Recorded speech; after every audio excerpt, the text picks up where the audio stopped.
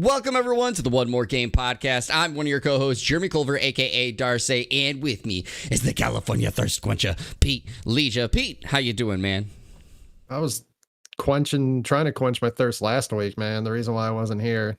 Thank you to Sharif for hard carrying my ass. Our AC unit went down, and they were working on it all the way through until like Saturday. So we were, I was AWOL, as it were, for the episode. Like I said, thankfully that Sharif was able to come in through the clutch, help us out a little bit. Honestly, I'm wondering if I should just like not be around more often, because we learn more stuff about you when I'm not here than like now I'm learning that you're a beatboxer and all this other stuff. And, like I didn't know any of this shit, and apparently you're just like, oh, when Pete's not on, I'm just gonna share all this information. Maybe you won't listen, but I did, jerk. Well, maybe you should ask more questions about me. Maybe in the years of us living together, you should have been like, you know what I should do? Find out about that guy. Jeremy, you know me. You know I don't care about anybody else but myself. It's very true. It's very true. We were just having a conversation off camera about it, and you calling people mid-carders, and I'm like, it's just wrong, Pete. And you're like, yeah, well, whatever. B+ talent. He's a B+ player. Well, I'm glad that your AC is fixed and you are obviously here and doing well for that. I do have to ask because, of course, you live in California, so I can't just look at my temperature gauge and was like, oh, like this is what Pete's suffering through. How rough was it during the AC time? Like the weather that was going on in California, did Mother Nature give you a little bit of a reprieve, or was it like, haha, turn up the heat? Well, if your cell phone is like mine, you can just find any temperature anywhere on the planet. Yeah, but am I gonna purposely look up California? No. That's fair. So I was actually moderately fortunate for the most part, because I had to go into work, which does have AC. And unlike the Midwest weather, specifically Illinois, which is the most of the Midwest that I had lived in for most of my life. You know how in Illinois, I'm not sure this is how it is in Wisconsin. I assume parts of Wisconsin are kind of like this. How it can still be like 85 and muggy and balmy at like 10 o'clock or 11 o'clock at night some nights. And it's just disgusting. Well, here, at least where I live in LA, so LA has like a bunch of different, like, I guess you'd call them microclimates. You have the mountains, you have a desert, you have the valley, you have the coast. So like when you go on the weather.com and they say, oh, LA is like 76 today. It's like, yeah, on the coast, and not like the other 70% of LA that exists. So like it would be like 90, low 90s, mid 90s during the day. But because we live in I live in the valley, it's more like a desert at night kind of. So it drops to like the mid 70s. So thankfully sleeping temperatures were like temperate enough to like, it wasn't like super uncomfortable for the most part in that case. I did feel bad for my roommates though, since they had to deal with it for the most part. Thankfully we were able to get the AC fixed just in time for the temperature during the day to drop below 90 degrees, because that's how life works. But of course, I mean, it is still summer. It is still Southern California. So, I mean, there's going to be more hot days anyway. So, Yeah. Well, again, glad that it's all working and glad that you're here with us, because, of course, we have quite a bit of things to talk about here today. And I'm ready to talk about it. So let's get into the show here. So everybody, welcome to the One More Game podcast. This is a podcast that is centered around making sure you're informed about all the video game news happening around the world, whether it is Xbox, Nintendo, PlayStation, or PC. If there's news that you need to know about, we'll make sure that you know about it. When you're listening to this on your podcast service, make sure you hit the subscribe button or the follow button, depending on what your service offers. And if your podcast service allows reviews, please leave a 5-star review and tell everyone why you love the One More Game podcast, because we really enjoy bringing this to you each and every Friday. If you'd like to be part of the show by asking a question or suggesting a topic for discussion, head on over to pressstartnews.net/onemoregame and fill out the submission form, and your submission could be used on the next episode. Or you could drop it off in the live chat while we're here streaming over here on youtube.com/presssstart28, and we will reference it as it comes up. But If this is your first time to the podcast, welcome to the podcast. I hope you enjoy your listen, and I hope you enjoy your stay. If you are returning, you already know what it is. We start off every single podcast talking about what we've been playing lately. So, Pete, what have you been playing lately?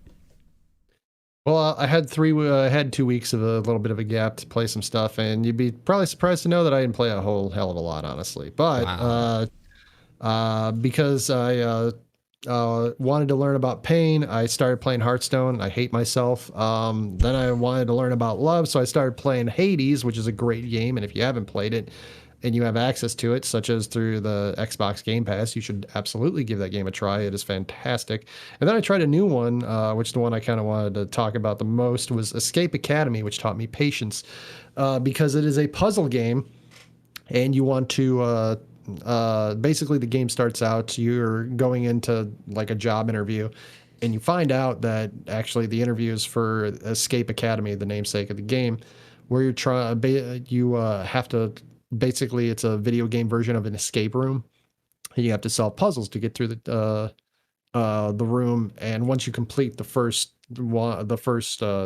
escape room, essentially, then you get inducted into the Escape Academy, and then you go through the academy itself. You have a bunch of different quizzes and classes, they call them, where essentially that's more escape rooms. They say that the people that learn from Escape Academy in the video game verse can become anywhere from like hackers to thieves to like spies and stuff like that. And so if you're really into like a puzzle game, you're looking for something different, puzzle game, this one is on Xbox Game Pass, and it is pretty interesting. I had a lot of fun. I didn't play a whole lot of it, but I played probably like three and a half hours, but I had a lot of fun. It was something different. It made my brain and my head do something other than just be a hat rack and a rack for my hair. So that was kind of nice and made me think about it, which is part of the reason why I went back to Hearthstone. I wanted to play more card games and do more thinking. But this is more fun and engaging than the Hearthstone was. Whereas as fun and engaging Hearthstone is, I don't want to say that it isn't. It also gets frustrating. So if you're looking for a puzzle game, looking for a first single-player puzzle game, I highly recommend giving Escape Academy a try. It was really fun. I enjoyed it. Will you go back to it? Yeah, I think so. It feels more like a game where I'm just like, oh, I'll play for a little while, and then I'll like put it down, and then I'm like, oh, I want to try to go like more of a puzzle, do some more puzzles and stuff. I'm a fan of Sudokus and stuff like that. So like, every once in a while, I'm just like, I want to play some Sudokus for a while, and that feels like kind of like what this game will be.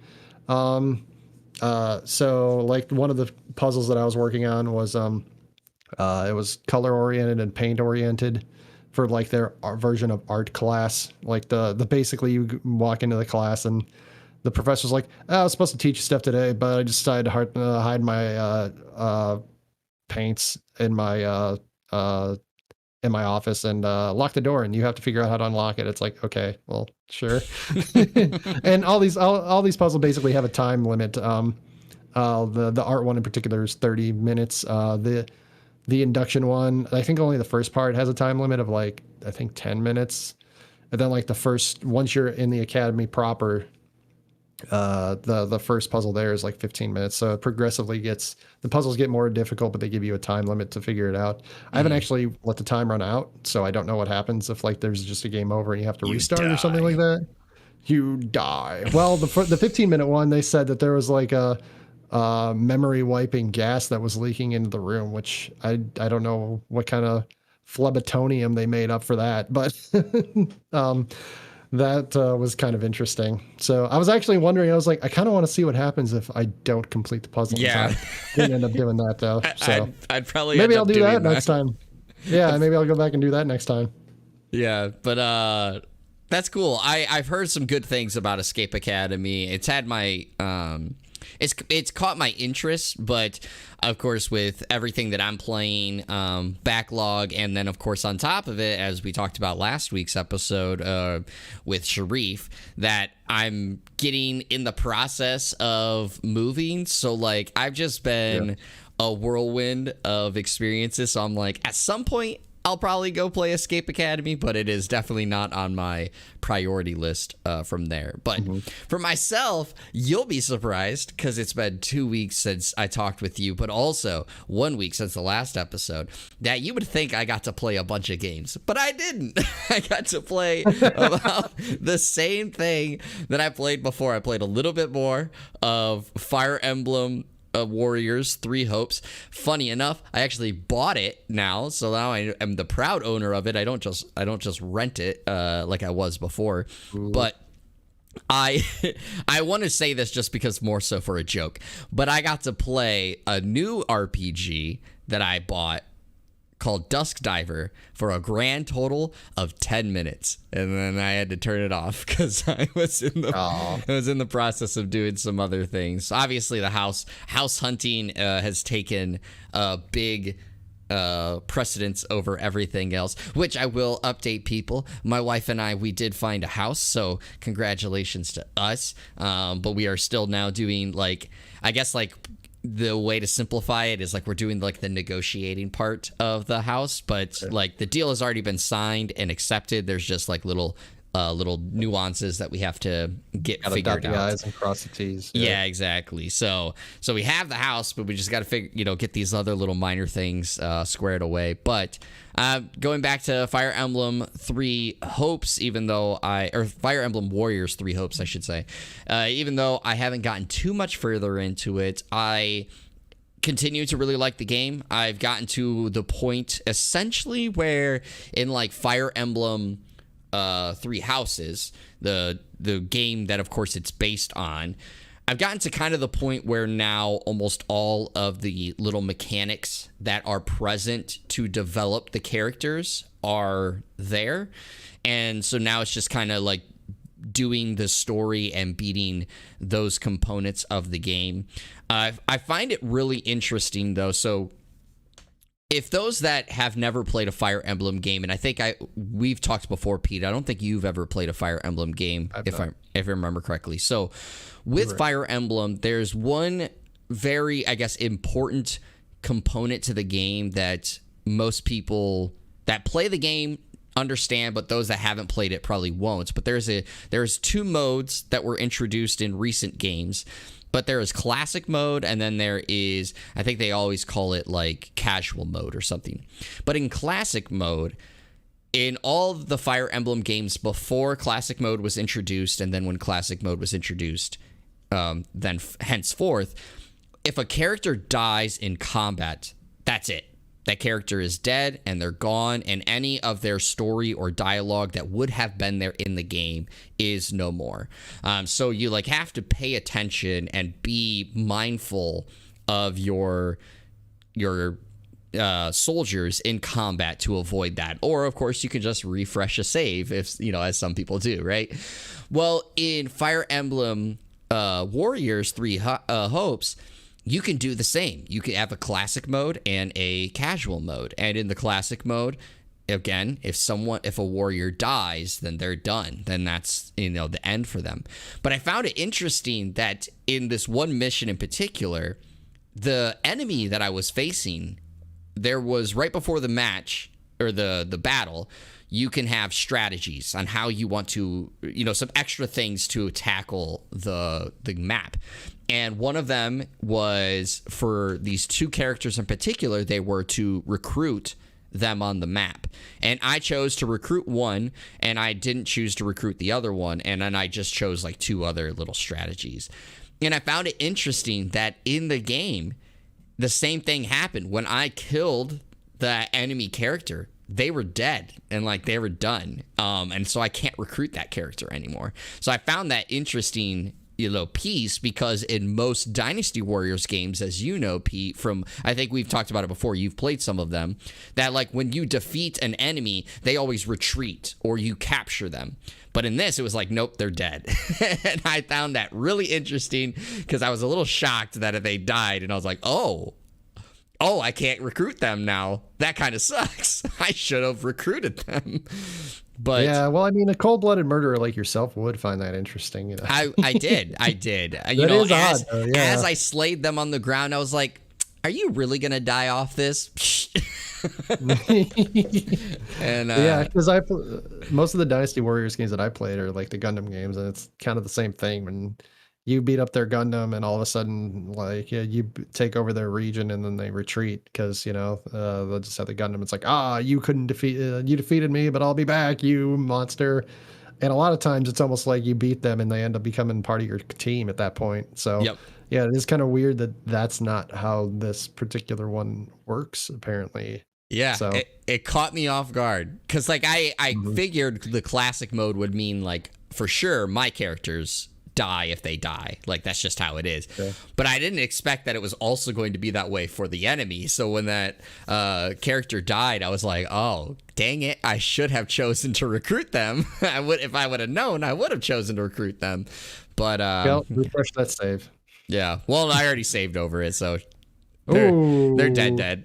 Rip that character. Bye-bye. Rip that character. Yep, Bye-bye. exactly. But yeah, so I'm still having fun with it. I still recommend it. And last I knew, I'll probably try to drop a link in the show notes. But last I knew, Fire Emblem Warriors 3 Hopes was on sale on Amazon for $10 off. I think it's like $50 now. So totally recommend it. And there's a lot of content because, again, it takes it like Fire Emblem Three Houses, where you can play as each house. So technically speaking, you have replayability of up to 3 times in one single playthrough. So it's a lot of fun. But we're moving on from that. We're going to be talking about our games catalog now because we have quite the list here. We have Sony warning of a weaker PlayStation business. Grand Theft Auto 6 news coming out. EA is working on a new Marvel game. And the Nier Automata mystery has been solved. For those who haven't been following it are probably like, what are you talking about? Well, I'm going to fill you up on that here in a little bit. But we're going to our main title here. And it's the main one that we're talking about. And it is, again, Sony warns of a weaker PlayStation business as game sales wobbles. We're going to The Verge here, written by Tom Warren, and it goes as follows. Sony has cut its annual profit outlook, warning of weaker PlayStation game sales. The forecast comes as Sony revealed it shipped 2.4 million PlayStation 5 consoles in the recent quarter, up only 4% from the 2.3 million shipped during the same period last year. And PS5 lifetime shipments have now reached 21.7 million. While hardware sales are slightly up year over year, software sales have plummeted 26%. In an investor call, Sony blamed the game slump on a lack of big PlayStation titles this year compared to 2021 and less time spent playing games in general, backed up by monthly active PlayStation Network users dropping 3% to 102 million overall. Sony released its exclusive Gran Turismo 7 and Horizon Forbidden West earlier this year, but Elden Ring arrived at the same time across multiple platforms and stole the limelight. Reuters reports that Sony has now revised its annual profit forecast down 16% for its gaming business as it anticipates another fall in game sales next quarter alongside costs associated with its recent $3.7 billion Bungie acquisition. Sony's PlayStation game sales are the latest sign that the gaming industry is slowing down after a big boost during the initial stages of the pandemic. Microsoft, which doesn't reveal its own Xbox hardware shipment, but the company saw Xbox hardware revenue dip 11% in its recent quarter, alongside a 6% drop in Xbox content and services revenue and a 7% decline in overall gaming revenue. While Microsoft has a strong fiscal year for Xbox revenue, the company is also warning that gaming revenue and Xbox content and services revenue will both decline next quarter. There, of course, is more details here in this article, but Pete, I'm going to kick it over to you. So, do you feel that the gaming industry is on a downward trend, as per se as some of the rhetoric in this article? So I think there are several factors saying that the gaming industry is slowing down, as the article says. Sony can point to the fact that they've only had a couple of big titles drop this year, one of which was Elden Ring, which wasn't just Sony specific. They had Horizon Forbidden West, Gran Turismo 7. Gran Turismo 7 also, while it was critically acclaimed, was not exactly received well by the audience for at least the first month. That might have changed by now since they made a lot of updates since then. But I mean, like, they had the 30-hour downtime where when they tried one of their updates, like, you couldn't play the game. They had issues with they've had issues with monetization, their microtransaction stuff that has been a plague among video games for years now. But if that's one of the things you're going to point at, they don't really have many other big games coming up like most or much of the rest of the year. I mean, They the have article lists God of War. article lists.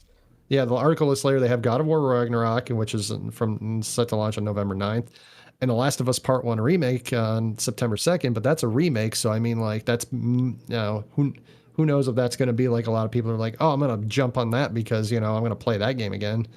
I mean, there's going to be a lot of people because Last of Us is a very popular title. A lot of people are going to jump on that, but not everybody's going to just be like, "Hey, I'm going to buy a new version of this. Let's go play the other version that they already own." So, I mean, if that's your point, that's the thing you're pointing at.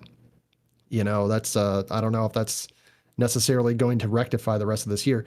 Also, the article mentions that just less game time spent playing games in general. This is the first year basically since 2019 that this is the first summer that people are like able to go out and do stuff relatively admitted everywhere. I don't know if I want to say safely because we still have COVID going around, still have a pandemic going, but I mean, most everything is opened up. 2020, obviously it wasn't. 2021, it was still kind of touch and go for a lot of the year.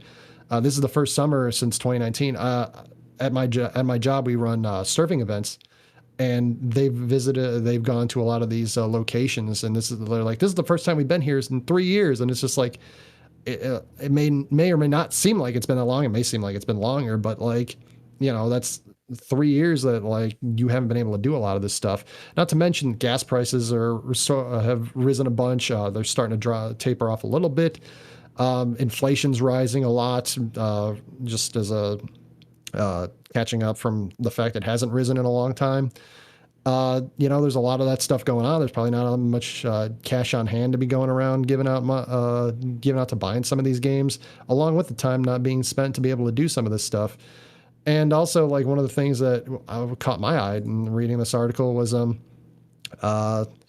Sony previously forecast 18 million PlayStation 5 shipments for its 2022 fiscal year, and it has not yet revised those estimates, even though as you mentioned reading it, they only did a few 100,000 more than they released last year, which means that if they're going to meet that 18 million, they got to basically double their shipments per quarter for the rest of the fiscal year. So I don't know if they're going to reach that number either.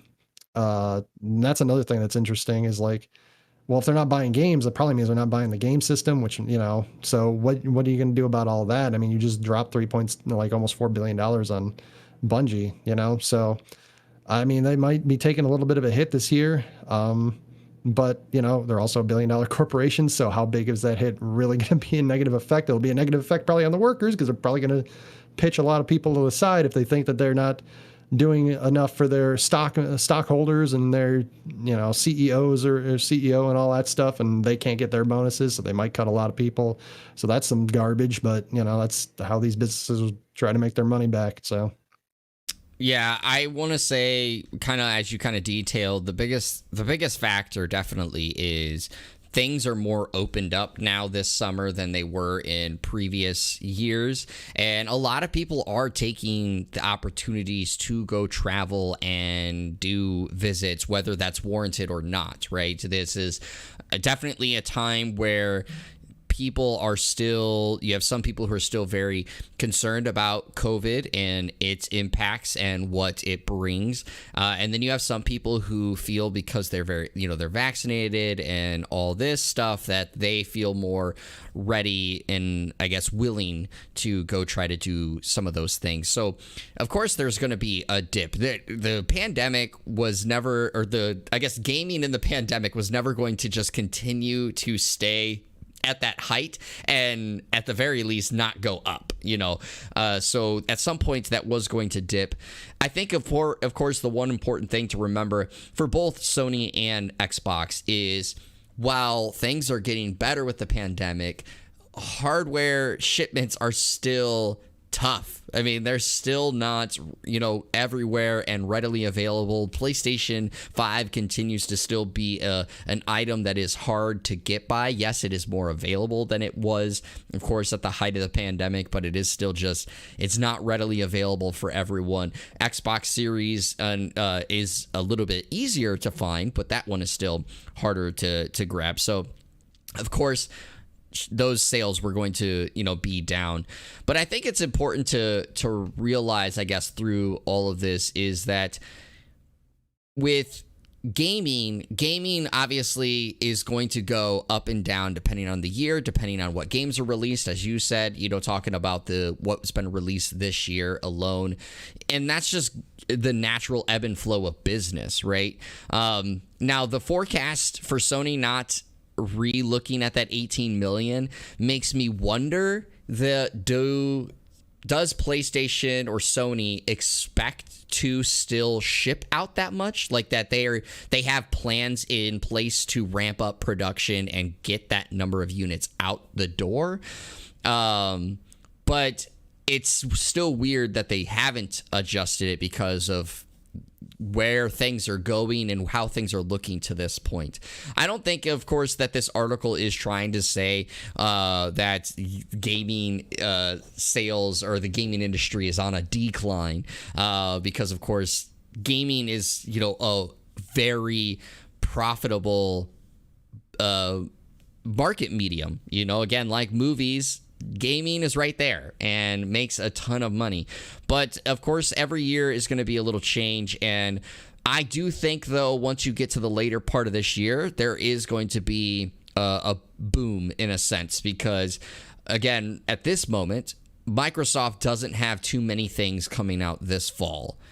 But Sony, at the very least, has God of War Ragnarok, one of the most anticipated games in recent years. Obviously, Horizon Forbidden West is another one, right? But God of War Ragnarok has been highly publicized, highly anticipated. Hell, even Phil Spencer of Xbox said his most anticipated game of this year is God of War Ragnarok. And I mean, like, Phil Spencer does say how it is at times, but like when you have your technically direct competitor saying, your game is my most anticipated game of the year, that says a lot. So I assume that coming around November 9th, we'll see a bigger increase in production and stuff. And again, you're going to have up and down years, so I wouldn't sweat what's going on with this. But of course, it is interesting to point out and look at. But I guess the one thing that I am interested in getting your opinion about, Pete, is, of course, active monthly users of PlayStation Plus are down. As it said here, it's down 3% to 102 million. But last month, or basically a month and a half ago now, they just relaunched the PS Plus tiers, trying to get more people in there. And it has here, right? PlayStation Plus subscribers are currently at 47.3 million, up from the 46.3 million at the same point last year, but down 48 million in fiscal year of Q3 2021. And again, the monthly active users reached 102 million, which is down from 105 million year over year. My question off of that is, in your opinion, do you feel like the relaunch has been successful off of those numbers? I would say it's been successful. I don't know what Sony's opinion would be, but I would say it's been successful. I mean, you're better than a million better than subscribers better than you were at this point last year. And that probably, you got to take it a little bit of into account of like how many people just had the tier on their like card.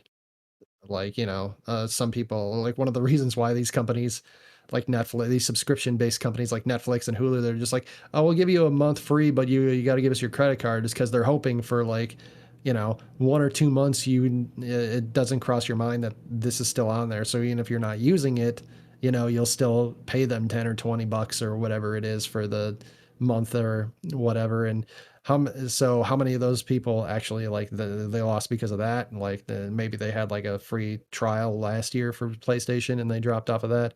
And I mean, like, you're still holding pretty steady. Like, yes, you're down from third quarter 2021, but I mean, like, third quarter of 2021, if I recall correctly, the pandemic was ramping up a little bit. It's also starting to get colder at that point. Because remember, their third quarter of their fiscal 2021 would have been, the winter months at that point, because the way their fiscal year starts in April from earlier episodes. Mhm. So their fiscal year isn't like July, August, September. It is October, November, December. So I mean, I assume that those subscribers will start coming back once school starts. Once they can't go outside anymore, the days are shorter. Most of the country is, it's going to be colder. You're not going to want to go outside anyway. So I would say it's been moderately successful, especially a year ago this time. They're still a million stronger than they were. Yeah, I also wonder how many of that million per se were people who were solely subscribed to PS Now, and when it got rolled over into PlayStation Plus, of course, are now in the PlayStation Plus program. So I'm a little curious on that aspect, but of course, they're not going to show that numbers right away. But Right. anyway, we're going to go to our next article. This is coming from IGN, written by Joe Screbbles, and it is GTA 6 will reportedly feature a first female playable character and add new cities over time. And it goes as follows. Grand Theft Auto 6 will reportedly feature a female playable character in its campaign for the first time. Rockstar apparently plans to launch the game with a single city, but add more locations as over time through updates. As part of the report on Rockstar by Bloomberg, sources close to the studio discussed the new female character who will be Latina. The character will reportedly be a part of a pair of bank robbers in a story influenced by real-life criminals Bonnie and Clyde. Female protagonists have previously only been available as custom characters in GTA Online, never in the game's single-player campaigns. Rockstar co-founder Dan Houser, who has since left the company, previously indicated the company was thinking about a female lead as far back as 2013. Now, there was an update to this. It said the first Grand Theft Auto game featured female playable characters. This would mark the first in the 3D GTA series of being able to play as a female character.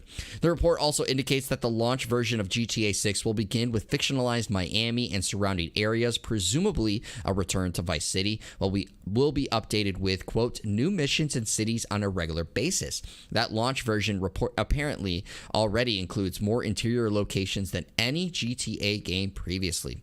Per the report, the game is codenamed Project America due to its original plan to include huge territories based on North and South America, but the plan was scrapped in part to reduce crunch for employees. And sources say that the developers on the game are skeptical about predictions for a launch between April 2023 and March 2024 due to multiple changes on the team and bottlenecks in production. Some developers are even said to have quit due to a lack of progress on the game recently. Developers on the team reportedly expect the game to be at least 2 years away and say that no firm release date has been set internally. So there, of course, is more to this article, but I'm going to then pass it along to you. So, Pete, what is your thoughts about these changes, or at least this reported news around GTA 6's characters and story setting? Well, we talk about on the podcast a lot about representation in gaming, and having a Latina character, female character as one of the leads is good. It's great. Get more of that. More representation is good. More representation is necessary.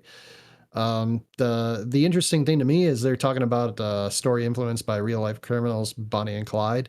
That interests me as a person who kind of like when I worked at Discovery Channel, I was sort of forced to watch a lot of Wild West stories about like Wild Bill and Bonnie and Clyde and Cassidy and the Sundance Kid and all that stuff. A lot of that was really interesting parts of history called the Wild West at that point. So I'm interested in what kind of influence of Bonnie and Clyde they could have. Is it just the fact that it's a male and female character that you can pick up? If there are actually references to that, those two. So that part is really interesting to me. The fact that seems like such a wild and wide game that they are creating. The Project Americas, like you said while reading the article, was a reference to the fact that they had so many plots of ideas of like just using so many different areas on both North and South America. So that part's really cool. The one thing that kind of jumped out at me reading the article, you touched on it, that some developers said to quit due to a lack of progress in the game recently. I would be a little bit more concerned about that. But we also just had an article a couple episodes ago, maybe 3 weeks ago at this point, where we talked about how because Rockstar said that they're not going to do Red Dead Redemption and GTA 4 remasters anytime soon. They moved a lot of those developers over. So I wonder if that was in response, either the people quitting was in response to that, or the lack of progress was in response to that, or the fact that they left. They're like, all right, well, then we're not going to do the remaster. So I wonder if any of that was involved, with each other at that point. The thing that, the one last thing I want to touch on was that the fact that it's like it seems like there's not even an internal release date as of yet, and it's probably at least 2 years away, if not more. But the interesting thing to me was that even despite all that, the official news will apparently only be released when Rockstar is ready, not when its owner Take-Two requests it. And I wonder how long that's going to last, because as we just talked about, the billionaire companies want to make money, and they love making money. And so at some point, I would hope that Take-Two is like, no, we want to do this right, but they might be like, hey, we want to do it right, but we also want to do it fast, and we want to get it out the door because we want to make that money. So I'm interested to see if that will hold, if like we come around to the middle of the fiscal year 2023, or maybe they call it fiscal year. Either way, the April 2023 to March 2024, if there's no like official word in the middle of that, if Take-Two's like, hey, buddy, what's up? What you got going on over here, Rockstar? Let's get it going. So that's one thing that I'm kind of just like, all right, I'm interested about that. I could see what you're saying, but I will say, and I don't say this about a lot of other studios, but I do say that Take-Two has always, I guess, played the news around Rockstar games very well in the past, like basically doing, as I had said in that prior episode, about how like Rockstar only seems to reveal games like shortly before they actually are about to release. There's only one game.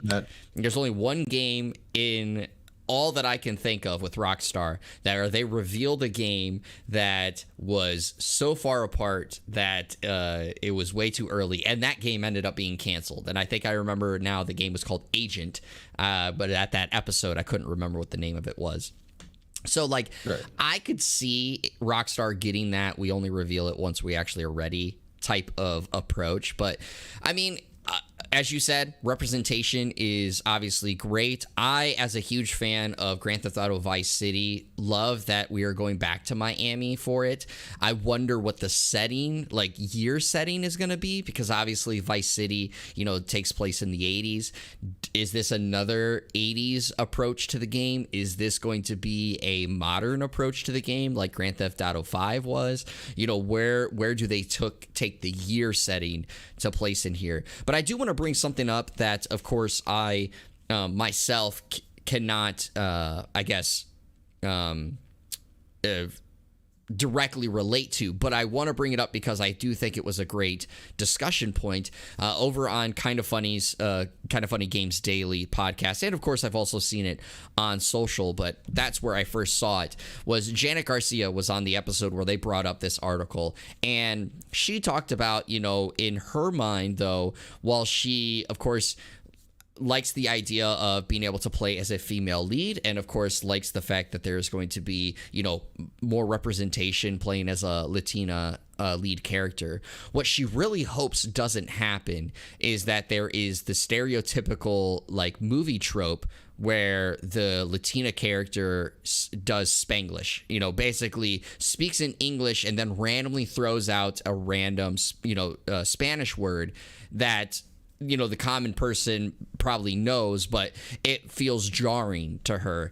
And of course, I didn't think about it, at the time when she brought it up, but I could see that being, for people like Janet and herself, that like those things are jarring, but also feel slightly out of character, and I guess the term that she even used in her discussion was racist, right? So I'm hopeful that that's not going to happen, but I think that that was a good, interesting talking point, and I recommend you going to check out that discussion point over on the Kind of Funny Games podcast. But I wanted to bring that up in here because of that I guess viewpoint from a person that I respect in her discussion points and stuff. But outside of that, back to the other factors of it, I'm curious, like you, where did the quitting come into play? Was it before the changes of dropping the other one? Was it after the changes?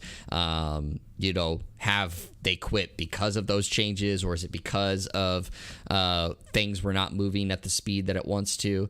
I'm really curious on that aspect. So we'll see how things go moving forward. But another game that is in development that we are going to be looking at is EA and a new Marvel game. This is coming from GamesBeat. It is written by Mike Minotti, and it is reported EA is working on a Black Panther game, and it goes as follows. Electronic Arts is getting into the superhero game with a new title based on the Black Panther, according to a report from Giant Bomb member and former GamesBeat staffer Jeff Grubb on his daily news show Game Mess Mornings. According to Grubb, the title is early in development and is a single-player affair. A new Seattle studio founder by former Monolith Productions VP and studio head Kevin Stevens is likely working on the project. Starting with the death of one Black Panther, players take on a character that is becoming the newest incarnation of the Wakanda hero. We have reached out to EA for comment and will update the story if GamesBeat gets a reply. Although Black Panther has shown up in as a playable character in other Marvel team-up and crossover games like Square Enix's The Avengers and Nintendo's Marvel Ultimate Alliance 3, he hasn't yet starred in his own major solo title. So, Pete, where's your excitement level for a Black Panther EA game? At an 8. I haven't actually seen Black Panther. I need to go watch it. That's one of the ones I'm actually really looking forward to actually watching. The Marvel movies. There's so many of them now. I'm gonna be honest with you. I'm never gonna watch all of them. That is one of the ones I actually want to go back and actually view. It's really cool. Like a lot of hopefully they can be hold the standard up to the Black Panther as a very highly regarded Marvel movie, one of the more popular ones that was released. And Black Panther is a very popular character, Rip Chadwick Boseman. One of the things that was interesting to me is that they're kind of like it seems like they're following the storyline of the movie, because I believe the new movie now is they're presumably they're going to have to replace the Black Panther for obvious reasons. So it seems like they're going across from that instead of just having like the Black Panther character itself, like you were taking on the mantle of the Black Panther character, it sounds like. So it's kind of interesting from that regard that they're going that route instead of just making like, hey, we're just going to make this Black Panther another superhero game and base it on that and just like an action title. So I'm wondering, I'm curious as to where they plan to go with the storyline on that. If it's just going to be like the token copy the movie game that we see released from time to time for a lot of these, or if like they're going to go off on their own story as well. That part's probably the one that's I'm just like, kind of like sticks in my craw, as it were, because you would think you would just like play the regular like Black Panther at that point. Yeah, I'm going to say that I have high expectations for this game, or high hopes, I guess I should say. I know it's not Respawn making it, but Jedi Fallen Order and how it was received makes me optimistic that this game can also be really well done. And it also makes me think that it's not going to be that generic movie tie-in video game that we've seen, of course, in years past, that this is going to be just, pure coincidence, so to speak, that you're doing this as your character. But I wonder if this is their way of then allowing the player to create their character and use that as a character creation, is that you're taking over. So then you can, you might have scenes where you are in Wakanda as your character out of your suit, and then also have, of course, the times and moments where you're in your suit throughout it. I don't know exactly. Of course, there's not a whole lot of details to go off of this just yet, but I will say, Pete, you do got to go check out Black Panther, because I have not watched nearly even half of the Marvel movies yet. And yet I won't, probably because I'm just not a huge movie watcher. But I saw Black Panther out for my birthday the year that it released, and absolutely loved it. And so I do highly recommend checking out that movie. But I do got to ask, on a spin-off question of this, if you could pick one Marvel character that hasn't had their own individualized game just yet, who would you choose to have a game to be designed around? I mean, honestly, Black Panther would probably be the first one that would probably come to mind.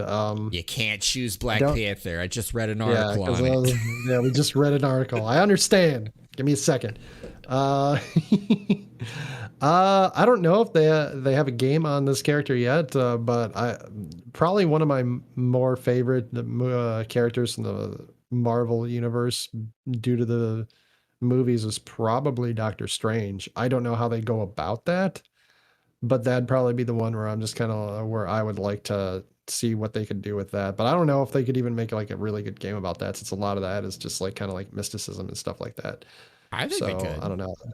If you think about it, Doctor Strange and his powers, and I haven't seen the movie, but just using the character itself, like that allows, I think, for a lot of creative expression that the video game could bring because of the alternate, universe aspect that Doctor Strange brings to the table. Yeah. So I'm also mad that they I'm also mad that they made what they call it, they what was that game they released recently, and I'm so mad that I can't think of it right now. They're buddies Avengers? with Thor. No. The Marvel's Guardians of the Galaxy? Yeah, I'm mad that they released that, because that would probably be my number one pick at that point. But since they already did, I can't pick them. Yeah, exactly. So Doctor Strange would probably be the next one. Thor would be a good one too, though, now that I think about it. But he probably has a game. I can't imagine he doesn't have a game yet. I don't know if he has a game. We'll have he has to so many look movies. They didn't make a game off of one of the movies yet? No, I don't buy that. I'd have to look it up. I don't know. I'm gonna look this up right now. You read the next article. I'm gonna actually kind of cheat on my answer, but it's just because like they are my favorite. God of Thunder has a video game. It's not highly rated, but it does. God of Thunder has the video game. It's not highly rated, but he does have one. Okay, anyway, go ahead. Okay. But I would choose either a game centered around solely on either Gambit or Nightcrawler. Because I am a huge X-Men person, and those were my two favorites from... Go play the old X-Men game. No, both I want a story built around them, right? Like, that's what I want. Part of the X-Men, though. They'd probably just be an X-Men game. It wouldn't just be Gambit the game. Wolverine has a game. Wolverine is like transcends the X-Men. But you just made my point right there. Wolverine has a game. Gambit and Nightcrawler can have one too. See, you cannot compare Gambit and Nightcrawler and Wolverine. We're moving on to the next article. Take that back. We're moving on to the next article because I just compared them. Anyways, we're going to IGN for this next article. It is written by Joe Scrubbles again, and it is Nier Automata's huge internet mystery was a beautiful, impressive hoax.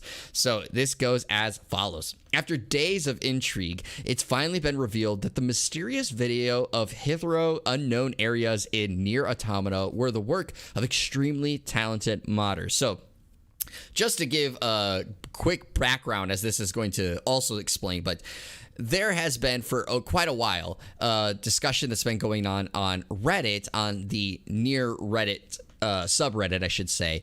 And it started with a guy saying, why can't my friend access the church? And everyone was like, what do you mean the church? Like, those that have played the game, like myself, who have nearly platinumed the game, are like, what are you talking about? What are you talking about, this church? And then he shows a screenshot of one of the characters in a church. And everyone's like, what the heck? What are you talking about? I've never seen that spot before. Show us video. And then weeks went by and he didn't show video, and then all of a sudden he popped up and he goes, hey, so I finally recorded video. And he recorded this video that basically shows bizarre content that includes references to others' games, and it showed him like opening in the battle this like door, then like jumps down a spot, like this long ladder, and then like runs in like this like tunnel and all this jazz. And then like, yeah, it's just basically, you got to go check it out. I totally recommend it. But basically it went through, posted this whole video, and it sent the internet, I should say the Nier subsection of the internet, on a frenzy, trying to figure out all these things, trying to access the door, not being able to do it, trying to figure out Yoko Taro, the creator of it, because he is all about cryptic stuff. Is this another Yoko Taro secret that no one knew about, and all this jazz? Well, turns out it wasn't as impossible to mod Nier Automata as everyone thought, as with a Twitch stream, the team revealing that the entire saga was indeed the work of talented fans creating new content within the game. As you can see in the gallery below, the Twitch stream ended with an admission that all of this was created with mods by 3 individuals. Quote, "Thank you," read a text slide that aired at the end of the stream. "Everything we have shared has been completely in-game. No editing was used. We have been loving all of the discussions and theories. This has been an amazing journey. It has been inspiring to see the community come together after so many years. It has made all the hard work well worth it." While some, of course, were disappointed that this wasn't meaning more official Nier content is coming soon, the fact that the team has been began adding in-game content to Automata at all is huge news for the community. Many believe that this wasn't possible, but the modders have promised to release the new Blender add-ons and scripting tools on an open source basis, seemingly blowing the modding scene wide open for the first time. Now, this scene, of course, has been like shows references to some other Yoko Taro games and in the Nier universe. But Pete, obviously, there's more to this article, but I got to ask you, because I don't know if you've even known about this, but what was your take when you were reading how this whole thing unfolded on the internet? Because I watched it unfold, and I was like, my God, I need to go figure out this door.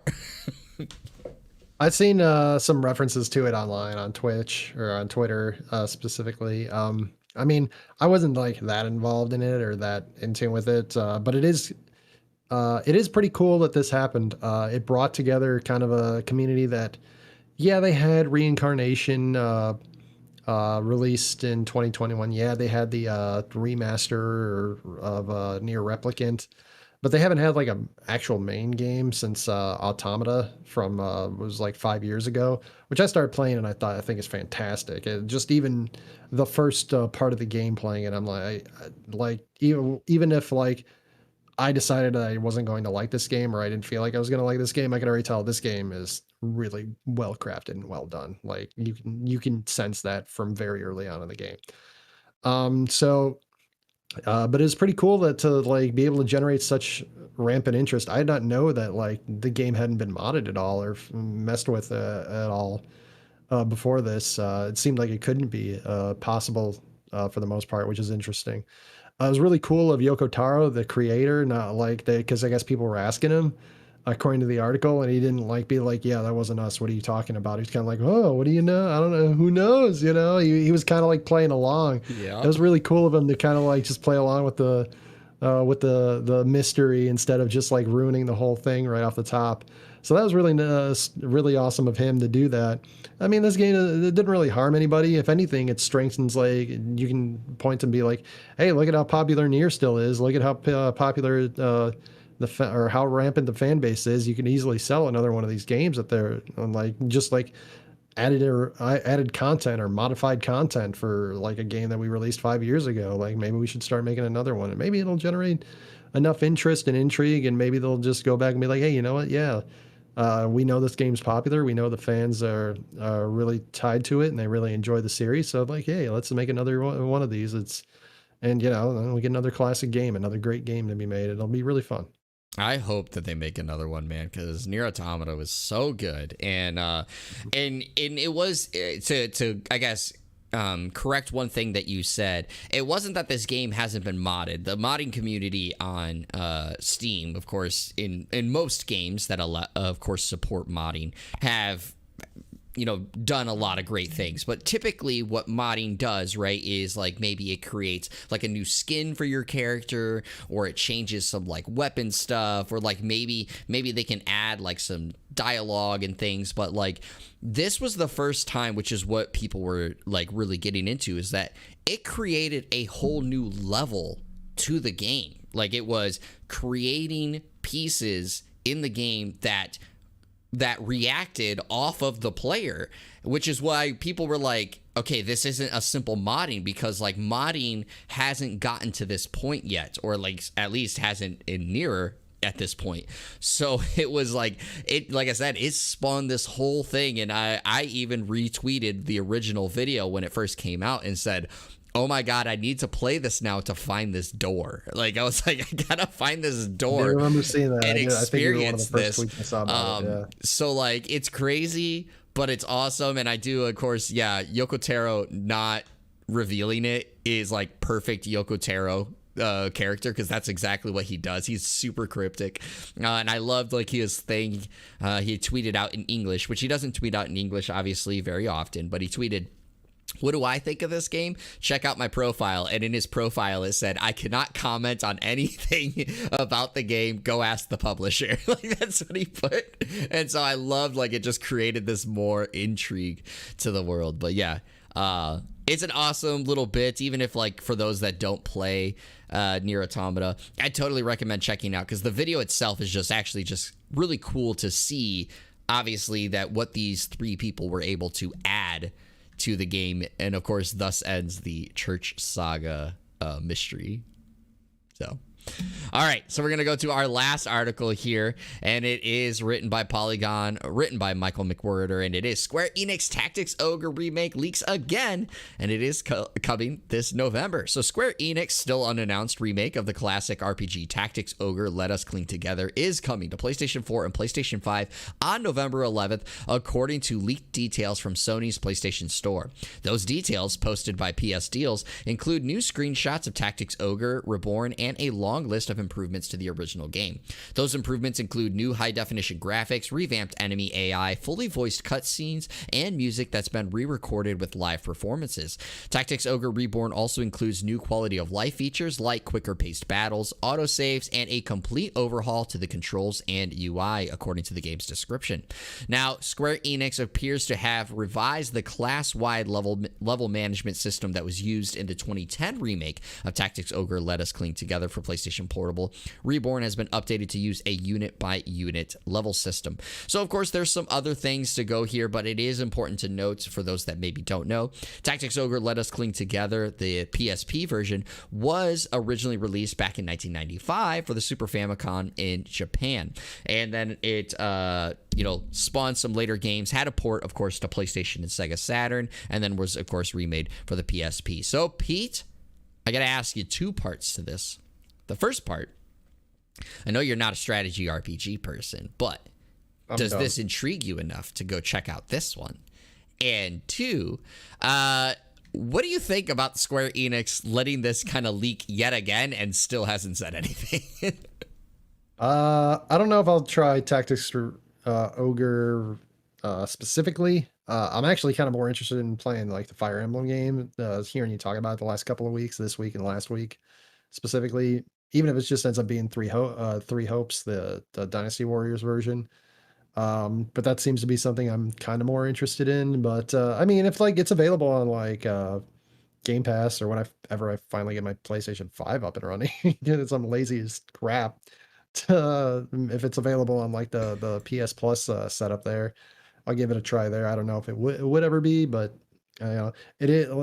In response to your second part of your question, it's kind of funny how this game, it's still not officially announced, and we have so much more information on it than it feels like a lot of games that that are actually formally announced. Yes. I just don't. I have to assume at this point it's intentional, because otherwise, why not just announce it? Why just like oh, well, darn, everybody knows basically everything that's happening with this game now, so that's a shame. So I assume that this is probably intentional So of a leak as opposed to. I gotta just say real quick, before you finish there, you know what this like kind of reminds me of right now? You know how they typically say like the thing of like, you know, don't say anything on it and people will forget about it or whatever. But this is like that you saw in like the kids movies growing up, right? Where like they bring home this like creature that's not supposed to be there, right? And it's really big, and they're like, let's throw a really small blanket over the top of it. You can still see its legs, but it'll be like, if you act like it's not there, no one will know that it's there. The elephant in the room. And I feel like Square Enix is doing the same thing. They're just like, act like it's not there, no one will know. It's almost like a brilliant like push and like promotion of it, right? Because like people are like, oh, we gotta find more information, and then it's like, now it's gonna be now it's the Nvidia leak. Oh man, it's part of one of the Square Enix games, and a bunch of other ones have already been announced. It's the now we know what's the date it's going to be released on, and what gaming system it's going to be on, and we know this now, and it's like its own little promotion thing because of that, and it's kind of funny. Yeah. But the biggest reason. Did you have anything else you wanted to comment before I continue? I'm good. All right. The biggest reason that this is big for me is because there's only one game. It's only one game on that Nvidia list from Square Enix that has not been announced or leaked or any extra information on it. Do you know what that game is, Jeremy? Well, technically there's two, but I know the one that you're talking about. Go ahead, say which one it is. Two? I thought we confirmed that there was only one now. Final Fantasy Tactics Remaster has still not been officially announced. Oh, I thought that one was already like notified or not. No, that's the one that I'm really now that ruins my whole thing. But when am I going to get my Final Fantasy 9? When am I going to get my Final Fantasy 9 remake, Jeremy? When? Well, I can't tell you when that's coming out, but I can tell you what's coming out this week if you want to end up spending your money on some new games, and it goes as follows. Madison for Switch, RimWorld Console Edition for PS4 and Xbox One, Digimon Survive for PS4, Xbox One, Switch, and PC, Xenoblade Chronicles 3 for Switch, Avenging Spirits for PS5, Xbox Series, PS4, Xbox One, Switch, and Story of Season Pioneers of Olive Town PS4. On Monday, August 1st, you have The Gallery for PS4, Xbox One, Switch, and PC, and Retreat to Enon for PC. Tuesday, August 2nd, you have Frogan for PS5, Xbox Series, PS4, Xbox One, Switch, and PC. The Mortuary Assistant for PC. The demo is available right now for that. Azure Striker Gunvolt 3 for Xbox Series and Xbox One. Arrow Tales Online: The World for PC. On Wednesday, August 3rd, you have South of the Circle for PS5, Xbox Series, PS4, Xbox One, Switch, and PC.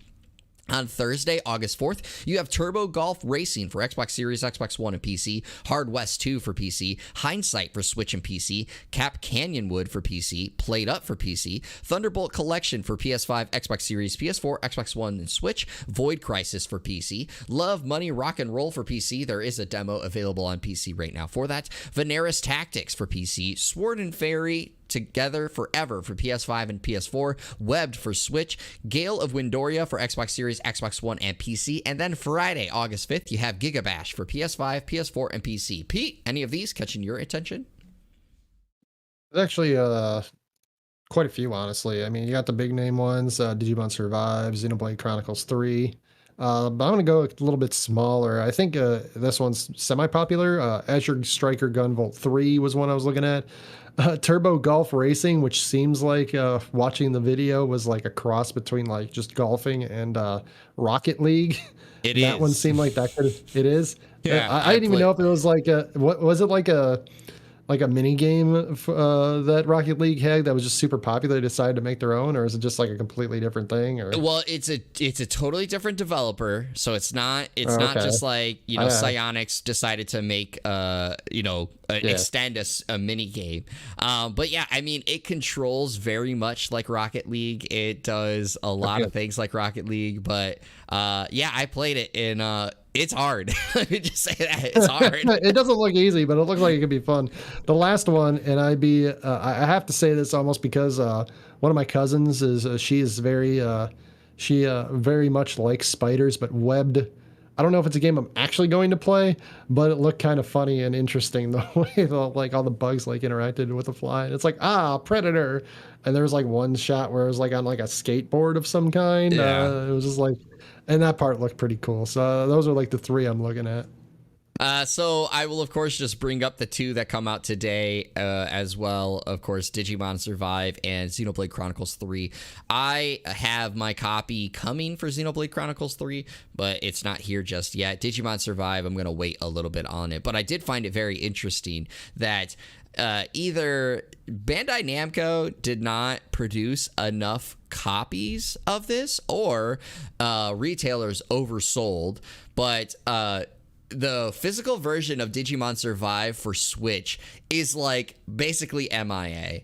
And I have a couple of friends who have pre-ordered it, and like it still hasn't shipped. And if you go to Amazon, at least last I checked, it is unavailable. You cannot buy the Switch version, but you can buy the PS4 and the Xbox One version. So like, I'm just curious what's going on. That is weird. Yeah, I'm wondering what's going on there, because Bandai Namco and the Digimon Survive official like pages have said nothing about it. They're just like acting like everything is status quo, like, oh yeah, it's all good. But my friends are like, where the hell is our copy? It's not good. Yeah, so there's that one. You already brought up Azure Strikers, so that of course is cool. Hard West 2, I was in the beta for it. That game is a lot of fun. Now, of course, again, for you, Pete, it is a tactical strategy RPG, but it is like a really cool, like Wild West meets like supernatural type thing, and I really enjoyed the demo from or the beta when I played in it. So I'm not going to pick it up right away, but that one I'm really keeping my eye on, because I had a ton of fun with that game. Sword and Fairy Together Forever. Technically on PC, this is called Sword and Fairy 7. But this one looks interesting. I know it's been kind of like hit and miss, depending on what people say. And then, funny enough, actually, Love, Money, Rock and Roll. I know it's like it's a visual novel, but there was something about it that just like kind of caught my attention. So I might download that demo and give it a little whirl and see what goes on. I looked at Sword and Fairy and Love, Money, Rock and Roll too. Those are ones that are like were interesting. There was a lot of ones this week. It felt like there's like 7 or 8 where I was just like, and that's not even including like Digimon Survive and Xenoblade, like, because those are like the main big ones on the list that will jump out at you. Like there was like a bunch of other ones like, okay, yeah, I could see myself playing that. Yeah, exactly. I want to just say it. I don't think we've said it enough here on the podcast, so I'm going to just say it. I know for a lot of people, you always go for the AAA titles. That's very like usual. It's not out of the ordinary and stuff, very common. But check out some of these indie games. Indie games bring a lot of fun. Pete made mention of one. I know that it doesn't feel like an indie game anymore, but Hades obviously was an indie game, and is a ton of fun and sold like buckets, right? There's a lot of great indie games out there, so give them a check every now and then. You might be surprised by how well you enjoy one of those indie games. But that is all that we have here for this podcast. Pete, is there anything you want to say to leave our listeners with before we head off into the weekend? Stay cool and happy house hunting, buddy. Although you already got your house, but finish crossing those T's and dotting them I's. We're in a sense, for this part, we're on that final stretch. We just got to hit the finish line, and then we realize that there's actually a whole nother lap that we got to do. But right now we're just trying to get across that finish line, one hurdle at a time. God damn it! Yeah, exactly. We'll get there. But thank you so much, and everybody, thank you so much for tuning in here to the One More Game podcast. I've been one of your co-hosts, Jeremy Culver, aka Darce. This has been the California Thirst Quencher, Pete Legia, and we really enjoy bringing this to you. As always, everybody, stay hydrated, stay healthy, stay safe, and keep on gaming. We'll see you guys on the next episode.